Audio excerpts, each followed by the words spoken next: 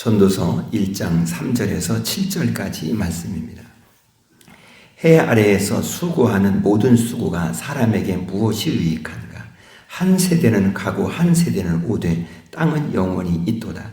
해는 뜨고 해는 지되 그 떴던 곳으로 빨리 돌아가고 바람은 남으로 불다가 북으로 돌아가며 이리 돌며 저리 돌아 바람은 그 불던 곳으로 돌아가고 모든 강물은 다 바다로 흐르되 바다를 채우지 못하며 강물은 어느 곳으로 흐르든지 그리로 연하여 흐르느니라.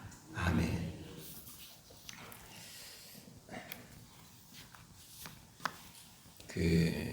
어느 이렇게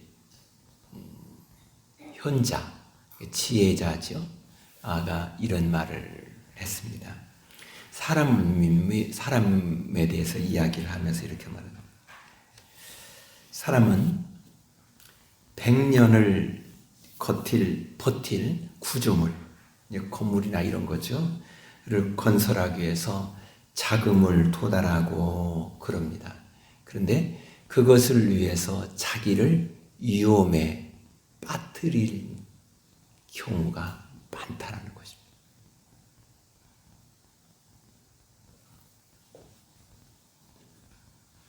그런데 그는 이렇게 말합니다. 그렇게 많이 수고하는데 그 결과에 얻는 그 유익은 얼마나일까? 그 결과의 유익은 어느 때까지일까? 우리에게 질문을 던집니다. 그러면서 이런 말을 합니다. 어느 사람이 이제 가게를 냈습니다. 가게를 내서 열심히 일을 합니다. 그런데 계속해서 적자를 봅니다. 아무리 땀을 흘리고 수고해도 적자를 봅니다. 그래서 자기 돈이 마이너스가 나 계속해서 자기가 가지고 있는 돈을 잠식해 갑니다.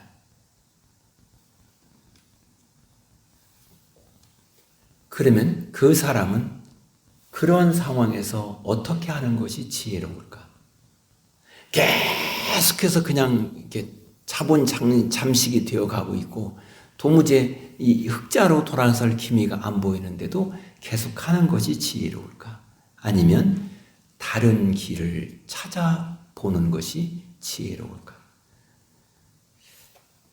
물론 거기에는 그분이 답을 이렇게 내리지는 않았습니다.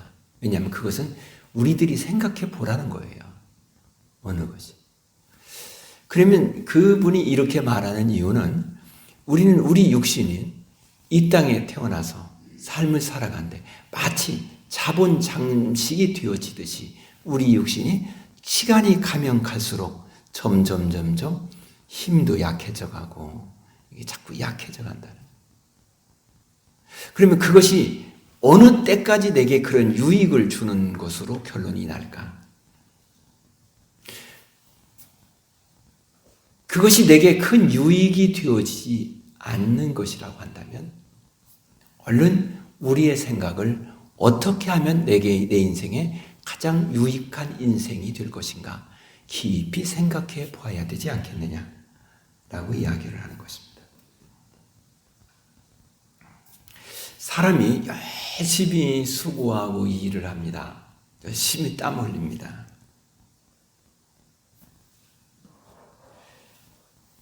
그럴 때 사람들은 그 열심히 수고하고 땀 흘리는데 그 결과로 어떠한 수익의 이익을 창출해냅니다.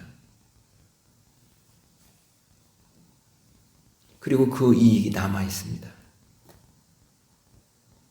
그러면 사람들은 거기에 만족하지 않는다라는 것입니다. 더 큰 이익을 향하여서 또다시 더 큰 이익을 향하여 또다시 계속해서 땀 흘린다는 것입니다. 그러다 보니 그는 탐욕이라는 덫에 갇히기 쉽다. 그것이 우리라는 것입니다.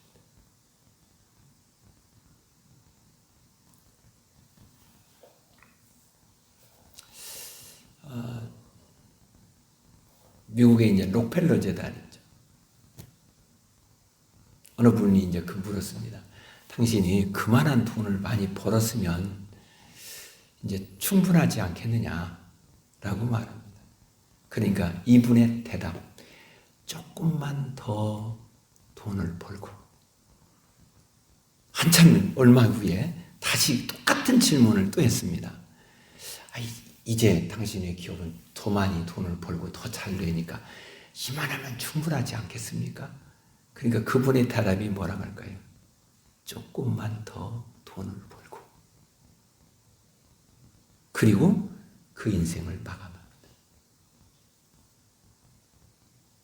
그게 우리예요. 그러면 그렇게 하지 말라는 이야기인가? 그렇죠. 그러면 그것은 내게 얼만큼의 유익을 가져다 줄 것인가? 라는 거예요.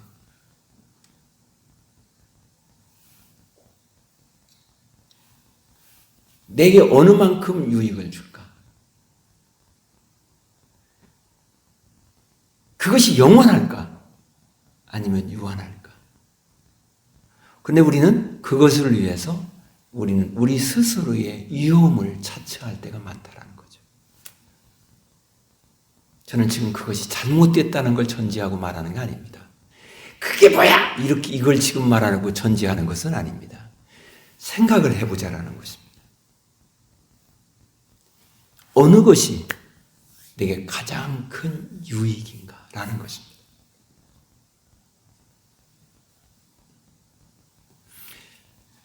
사람은 삶을 살아가는데 어느 분이 이렇게 말을 했습니다. 사람은 하늘에서 우리에게 주어진 그 할당이라고 할까요? 그게 있다. 그런데 우리는 그것을 내가 아무리 많이 수고를 해도 그 할당 이상을 초과할 수가 없다는 거예요. 글쎄요, 거기에 동의를 하시는 분이 있고 동의가 안 된다는 분도 있으리라고 생각합니다.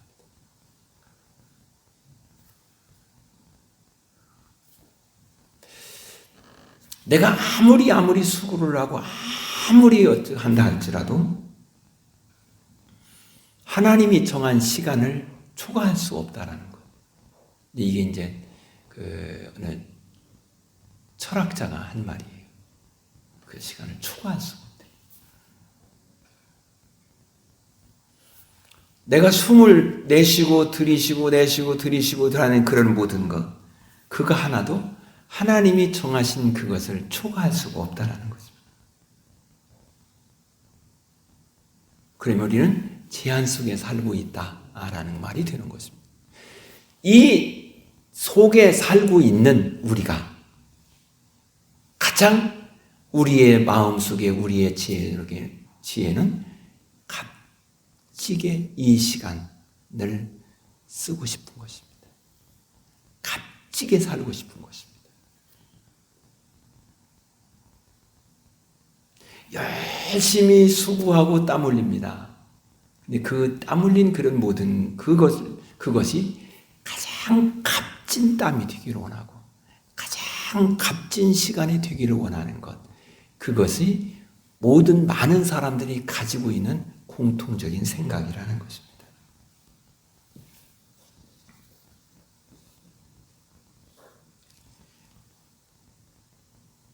오늘 성경은 우리에게 이렇게 말합니다. 해 아래에서 수고하는 모든 수고가 사람에게 무엇이 유익한가? 이렇게 말하고 있습니다. 해 아래에서라고 이렇게 말을 하고 있습니다.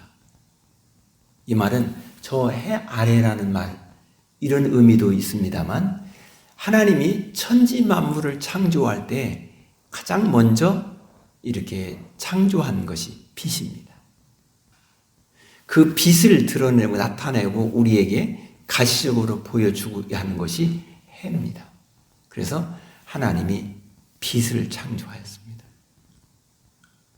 우리 인간은 그 후에 창조됩니다.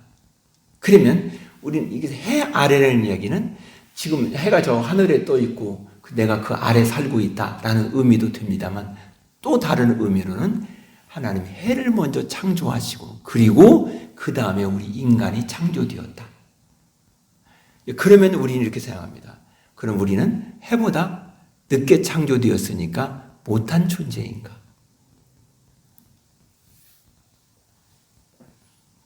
그렇게 생각할 수가 있다는 것입니다. 그런데 하나님은 저 해를 창조하기 전에 이미 하나님은 우리 인간을 창조하여서 어떻게 하겠다라고 하는 계획이 먼저라는 것입니다. 그래서 그 계획을 먼저 세우고 그 계획 아래 해를 창조하고 그 계획 안에 모든 식물이나 동물이나 모든 피조물들을 창조하였다라는 것입니다.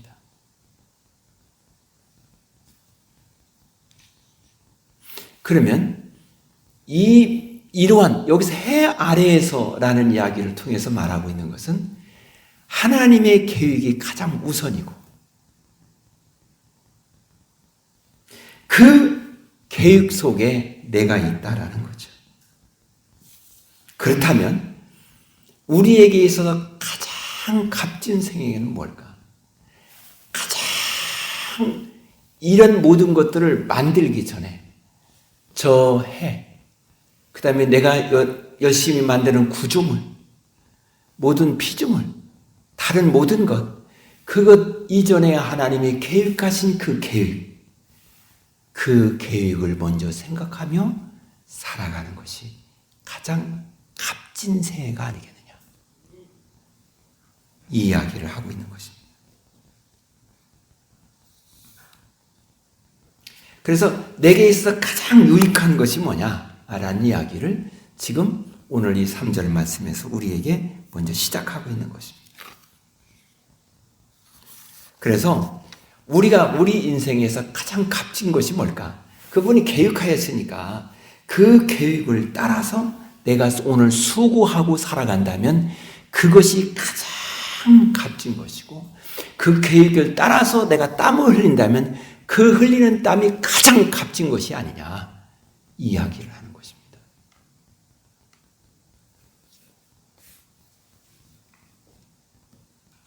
그렇다면 나는 이제 하나님이 내 몸을 창조하였거든요.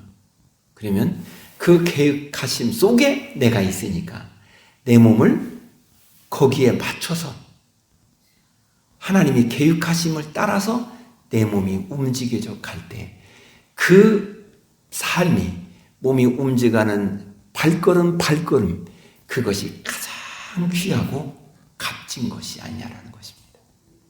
그런데 우리는 그것이 아니라 내가 원하는 그 소유, 내 육신적으로 원하는 그 욕구, 그 탐욕, 그것을 우선하여 산다면 하나님의 계획 다음에 이것을 이루기 위하여서 주신 것을 위해 산다면 이것은 헤벨이라는 것입니다. 헛된 것이다 라고 말하는 것입니다.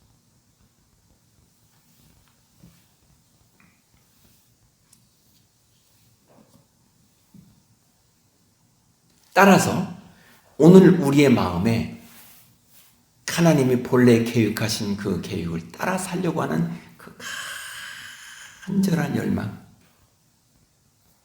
그게 오늘 우리에게 있어야 된다는 거죠.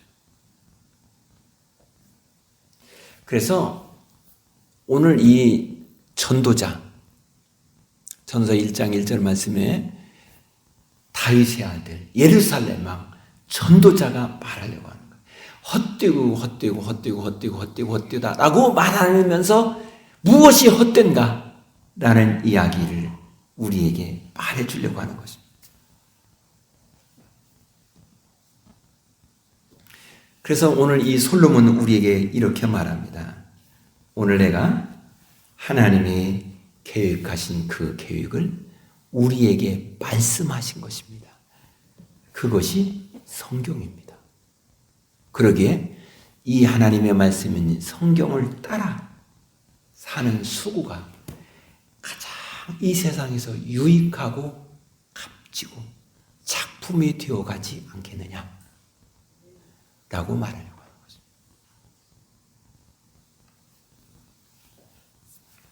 사람이 집을 짓는데 건축물이 이렇게 있습니다. 그러면 이제 이 건축을 한 것, 이것이 대단한 것 같잖아요.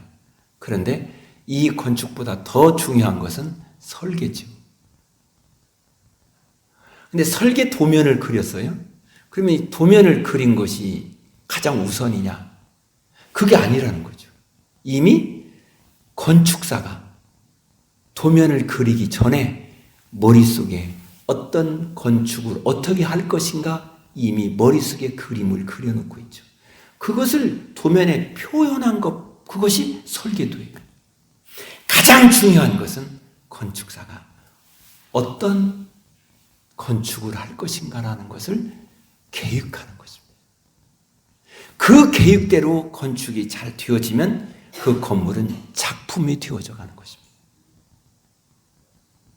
마찬가지로 하나님의 생각 속에 계획하신 그 계획대로 내 인생이 되어져 간다면 내 인생은 하나님 앞에서 작품이 되어져 가는 것입니다. 그 이야기를 하고 싶은 것입니다. 그리고 오늘 우리가 삶을 살아가는 것은 하나님이 설계를 낸 그대로 하나씩 이루어 가는 것입니다. 그리고 그 수고하고 땀 흘리며 이룬 그것을 가지고 영원한 그날에 하나님으로부터 복을 받아 누리는 삶이 될 것입니다. 어느 분이 이제 자기가 인생을 쭉 삶을 살다가 인생을 이제 임종 시기가 되었습니다. 임종 때문에. 그냥 자녀들이 다 몰려왔습니다. 그러자 그 자녀들에게 말을 해줍니다. 얘들아, 너희가 한 가지만을 꼭 기억해라. 너희가 선을 행하는 사람이 되기로 말한다. 그런데 그 선은 네가 살아있을 때만 할 수 있는 것이야. 그리고 그 선이, 이룬 그 선이 내세의 보상으로 받는 거야. 그걸 꼭 기억하며 살기를 바란다 라고 말을 합니다. 오늘 이 본문 말씀은 우리에게 이렇게 말합니다. 3절에 해 아래에서 수고하는 모든 수고가 이렇게 말합니다. 여기서 이 수고라는 말, 해 아래에서 하는 모든 수고가 라고 할 때 이것은 문법적으로 보면 미완료입니다. 앞으로 계속해서 진행해야 될 수고를 포함해서 하는 말인 것입니다. 지금까지 내가 수고를 했고 앞으로도 수고해야 될 그 수고가 이 땅에서 육신이 살아있을 그때에 행하는 그 수고, 그 이야기를 하는 것입니다. 그 수고가 사람에게 무엇이 유익한가? 그러면 전혀 유익이 없다는 말인가? 그 이야기가 아니라 어디에 내가 나의 생각과 나의 마음을 초점을 두고 출발을 하느냐라는 것을 지금 우리에게 말하고 있는 것입니다.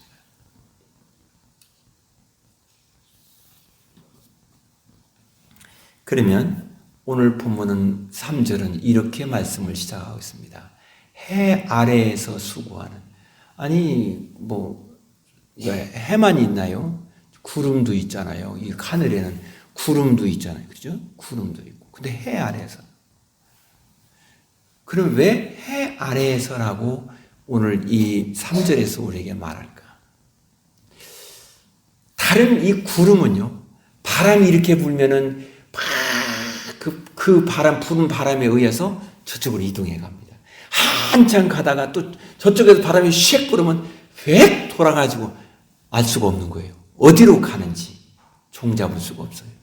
근데 해는 아침에 떴다가 저녁에 해가 넘어갑니다.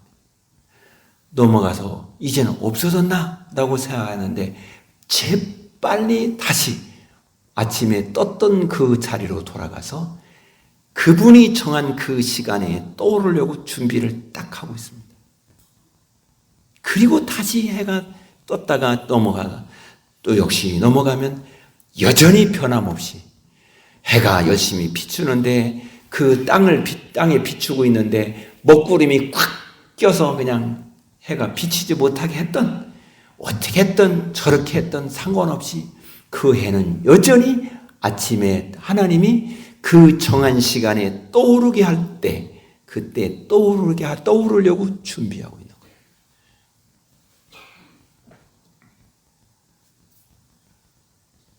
다시 말해서 이 해라는 걸 통해서 우리에게 지금 말해주려고 하는 것이 그것입니다. 내가 아침에 떠오르는 해처럼 그러면 이 해는 처음부터 끝까지 넘어가서 다음날 아침에 또다시 떠오르고 다시 떠오르고 매일매일 매월 매년 모든 시간이 단 한 번도 해가 넘어가서 사람들에게 보이지 않고 그런다 할지라도 다음날 그분이 정한 그 시간에 떠오르려고 준비하고 있듯이 나의 생애가, 나의 생각이, 나의 삶이 거기에 있을 때 그것이 헛되지 않은 생애, 그것을 위해서 오늘도 수고하고 내일도 또 수고하려고 하고 있고 모레도 계속해서, 그래서 수고라는 말이 미완료라고 했어요. 앞으로 계속해서 수고하는. 그런데 그 해가 떠오르면서 목적을 어디다 두고 있을까라는 것을 지금 이 솔로몬 우리에게 생각해 보라는 것입니다. 그 해가 떠오르면서 그 목적을 하나님이 정하신 시간에 하나님이 정하신 방법으로 떠올라서 이 땅을 비추어서 하나님이 정한 다른 모든 피조물들에게 이렇게 하나님이 유익을 주려고 하는 그 일을 위해 해가 하루 해를 비치는 것, 그것처럼 오늘도 하나님께서 내게 주어진 시간에 하나님 앞에 삶을 살아가는 것입니다. 그리고 하나님이 계획하신 그 계획에 조금이라도 유익하게 나의 모든 생의 삶이 되어지기를 원한다면 그것이 가장 복된 생애가 아니냐는 것입니다. 그러려면 오늘 이 해 아래에서의 수고라는 이야기를 통해서 솔로몬에게 말합니다. 세상에 땀을 흘리지 않는 사람이 어디에 있을까요? 도둑질하는 사람은 땀을 안 흘릴까요? 그 사람들은 이마에 땀을 하나도 한 방울도 안 흘릴까요? 아니에요. 세상에 사기를 치는 사람은 한 번도 고민해 보지 않을까요? 더 고민하겠지요. 그것이 어떠한 수고요, 어떠한 고민이냐는 겁니다. 그러면 나의 생애를 최초에 설계하신, 계획하신 그 하나님의 생각을, 그 하나님의 방법을 우리가 알아가고 거기에서 수고하고 내 삶의 초점을 거기다 맞춘다면 그 인생은 그것이 가장 선이고 그 선을 행하는 그 모든 것이 영원한 그날에 하나님으로부터 보상을 받는 것이야. 그 이야기를 해주려고 하는 것입니다.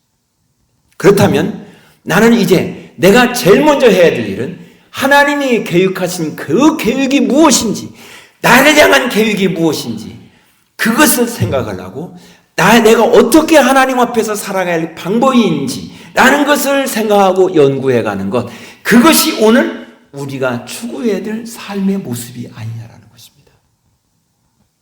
그것을 위해서 솔로몬은 사실 우리가 성경을 연구하고 성경을 배워야 되겠다는 것입니다. 그리고 배운 대로 살아가는 사람, 그 사람이 가장 귀하고 복되게 살아가는 것이라는 것입니다.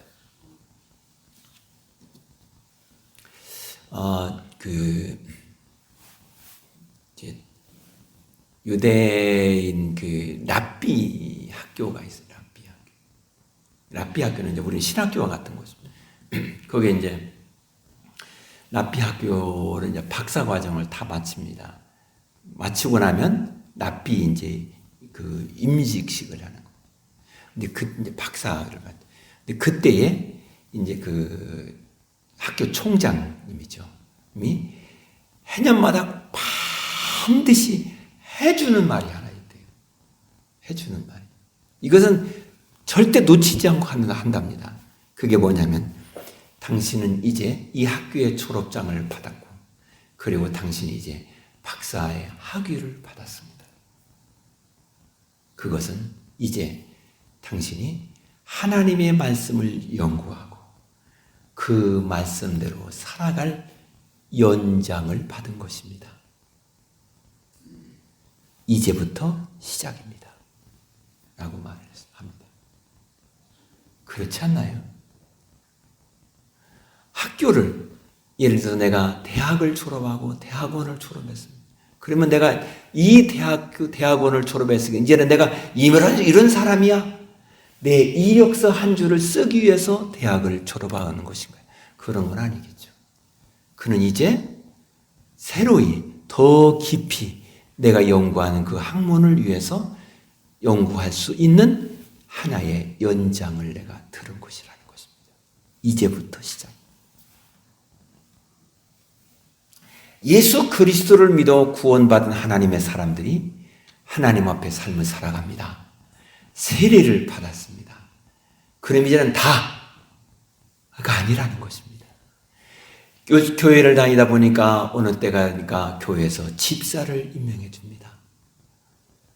또 열심히 어느 다니다 보니까 교회에서 안수집사 권사를 또 임직해 줍니다. 그리고 또 다니다 보니까 이제 장로를 하나님께서 장립시켜 줍니다. 내가 이 교회의 집사야. 내가 이 교회의 권사야. 그것이 아니라 그는 그 직분을 가지고 하나님 앞에 내가 하나님의 뜻을 따라 살아갈 수 있는 하나의 연장을 받은 거예요. 이제부터 시작하는 것입니다. 자녀를 부모가 결혼해서 낳았습니다. 자녀를 낳아서 됐지. 그것이 아니라 이제부터 시작 아닙니까? 자녀를 기르는 것이 이제부터 시작 아닙니까? 자녀가 초등학교를 졸업했습니다. 그러면 다가 아니잖아요. 중학교를 들어가면 이제부터 중학교 새로이 또 시작하는 그러한 하나의 출발이 되는 것입니다.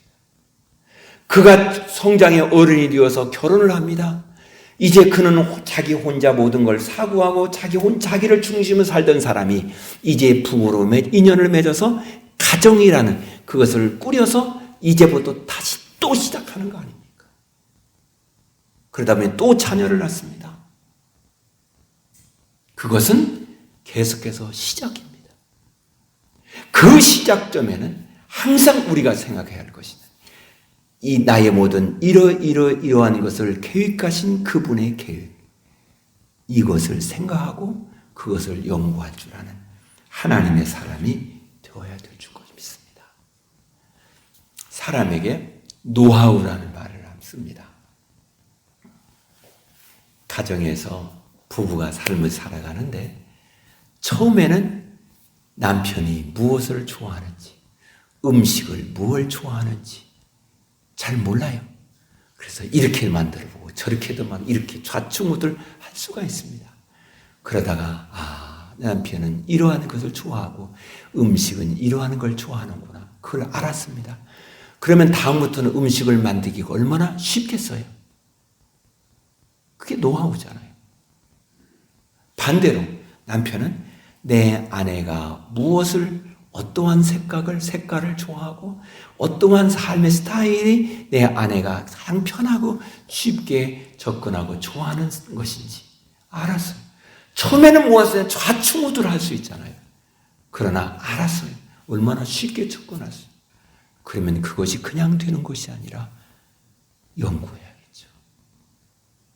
내 안의 생각, 삶, 지난날의 삶은 어떻게 삶을 살았으며 내 안의 성격이라든지 습관이라든지 이러한 하나씩 하나씩 연구하는 것, 그리고 삶을 살면 얼마나 쉽겠어요. 하나님께서 나의 인생을 계획했다면 계획하신 하나님이 원함이 무엇인지, 어떠한 방식으로 살기를 원하는지 우리가 그것을 바르게 이해한다면 얼마나 쉽겠어요. 요즘에는 세대 차이라는 말을 씁니다. 근데 이 세대 차이라는 말을 쓰는데 제가 보는 세대 차이는 제가 틀렸다라는 것, 틀릴 수 있다는 걸 전제하고 말하는 겁니다. 세대의 단절인 것 같습니다. 그래서 이 MZ세대는 기성세대의 모든 것은 그것은 버려야 될 거야 라고 말합니다. 그런데 자기들이 생각하는 그 생각은 해 아래 어느 날 갑자기 생각하고 나타난 것 같지만 기성세대가 열심히 땀 흘려 쌓아놓은 토대 위에 발전하는 것입니다. 그렇지 않습니까? 그러기에 그것을 인정하고 그것을 존중해 줄 때 그 사회는, 그리고 그 젊은이의 사고는 건강한 것입니다. 반대로 선생님이나 부모님은 자녀들이, 제자들이 살아가는데 자녀들이 나보다 훨씬 더 생각을 잘하거든요. 뛰어나거든요. 제자가 나보다 훨씬 더 뛰어난 연구에 실적을 올리거든요. 그러면 그것을 박수를 쳐주는 거예요. 그래야 발전이 되죠. 우리가 오늘의 세계의 삶에서 계속해서 한 세대가 경험한 것을 그것이 다음 세대에 똑같이 계속해서 똑같이 그대로 되어진다면 그것은 문제가 있다는 것입니다. 왜 그러느냐? 한 세대가 삶을 살아는 그것을 바르게 가르쳐주고 이어주지 못하기에 그냥 그대로 답보 상태에 있다는 것입니다. 그런데 우리는 한 세대가 살아간 삶의 모든 것을 이 자녀들에게 바르게 가르쳐주고 바르게 알려주어서 자녀들은 그 기초 위에 하나님이 정하신 목적과 생각에 맞추어서 그것을 좀 더 하나의 답을, 하나의 성장의 집을 쌓아갈 때 그것이 가장 값지고 복된 것이 아니냐라는 것입니다. 그 수고는 그 다음 세대에 더 많은 보상으로 누리게 될 거라는 것입니다. 그러기에 오늘 본문에서는 우리에게 계획하신 그 하나님의 생각을 바르게 이해하고 따라갈 줄 아는 하나님의 사람, 그것이 오늘 나의 삶의 태도, 우리가 되어야 할 헛되지 않는 가장 값진 인생이 될 것을 바라고 있는 것입니다. 그래서 전도서 12장에서 우리에게 청년이여 너 젊은이 때에 창조주를 기억하라는 것입니다. 그분이 너를 이 땅에 존재케 했고 그분이 너를 내 인생을 설계했고 그분이 지금 너의 인생을 이끌어가고 있으니 그분을 기억하고 그분을 따라 살고 그분의 계획대로 살아가는 것, 그것이 가장 값진 삶임을 기억하라는 것입니다. 기도하겠습니다. 하나님, 우리가 그냥